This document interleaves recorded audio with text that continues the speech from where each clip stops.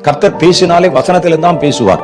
ஏனென்றால் அவர்தான் வார்த்தையாக இருக்கிறார். ஆதியிலே வார்த்தை இருந்தது, அந்த வார்த்தை தேவனிடத்தில் இருந்தது, அந்த வார்த்தை தேவனாக இருந்தது. அப்ப அவர் பேசுற வார்த்தையெல்லாம் இதுல இருந்தா வரும். இந்த வார்த்தையை விளங்கிக் கொள்ள வேண்டுமானால் முதல்ல நம்ம நல்ல பைபிள்ல தரவா வேத வசனங்களை உட்கொண்டு வாசித்து அதோடு பழகுகிற அனுபவம் உள்ளவர்களாக இருக்கணும்.